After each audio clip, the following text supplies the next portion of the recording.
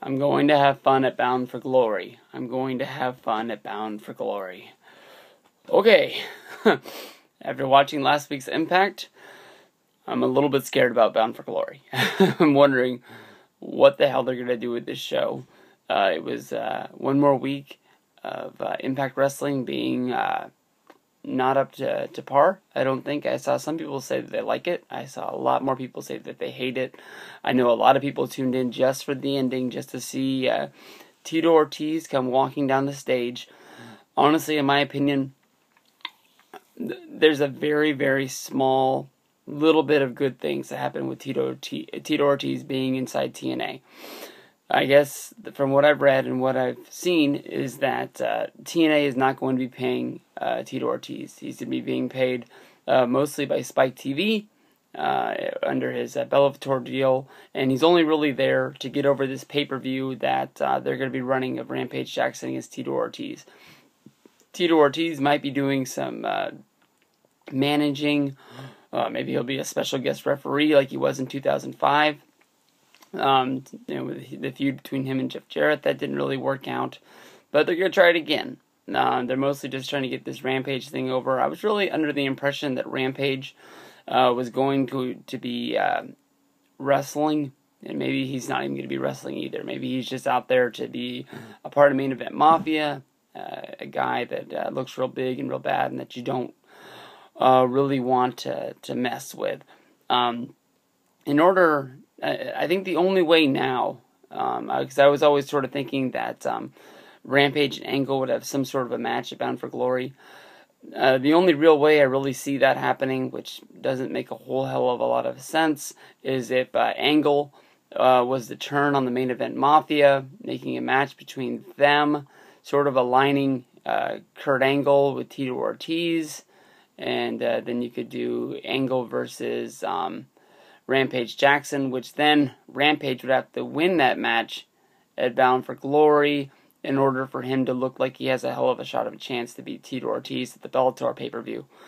That's a whole hell of a lot of a stretch in order to see Angle, a wrestler, lay down for an MMA guy, setting up an MMA fight. I'm hoping that TNA doesn't do that, but right now they're sort of at the mercy of Spike TV.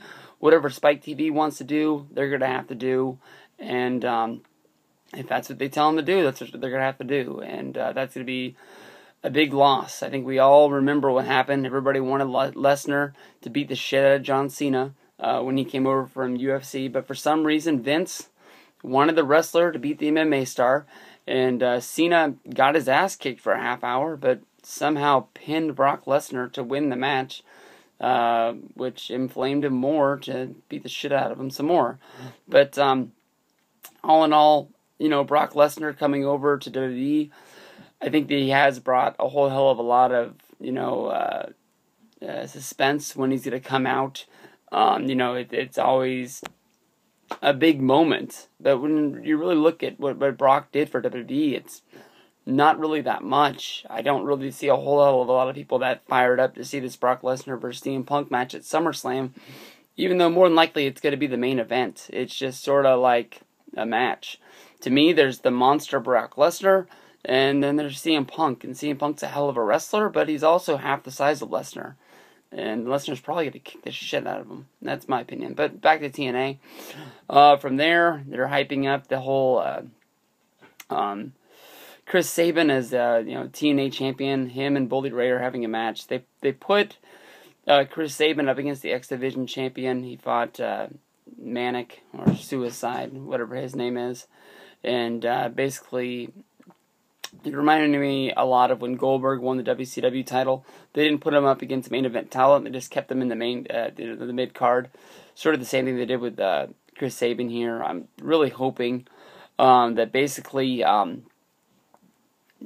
Bully Ray beats him, takes the title from him at the Hardcore Justice pay-per-view TV show coming up pretty soon. That's like August 15th or something like that. I've heard that it's going to be a steel cage match to keep the guys out. But then on the same hand, they have this Main Event Mafia versus Aces and Eights losers leave TNA? Is that the group leaves TNA? Is that the actual wrestlers leave TNA? I don't see TNA releasing all the guys from the Main Event Mafia. But then again, I don't really see TNA releasing. Well, it's not really a loss if they lose anybody from Aces and Eights except for Mr. Anderson. But then again, they haven't really done anything with Mr. Anderson in a long time either. So maybe this is the way they just sort of let him go. TNA's not looking that great right now, but we're going to have to see how they're going to pull this out and how they're going to turn this around. I think the Destination X show is really, really good, so I'm hoping that they can pull something together in 2 weeks for this Hardcore Justice pay-per-view. Find out what the hell they're doing with Mr. Ortiz, and I don't know. I wasn't real fired up for this video because, honestly, I'm a little depressed. What is going to be for Bound for Glory? I don't know what there is to say about Kurt Angle. Kurt Angle getting drunk, got a DUI, going to rehab. He says he's going to rehab. TNA came out as Dixie saying that they backed him up on what he's doing. Honestly, in my opinion, he thanked everybody but the person that he should have thanked. He didn't thank Vince McMahon. I know TNA. I know Kurt Angle.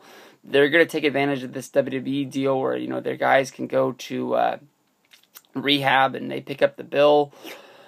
I would bet you money that that's what TNA's going to do, that they're just going to say, hey, make sure you use Vince's dime, go in there, get fixed up, and come back.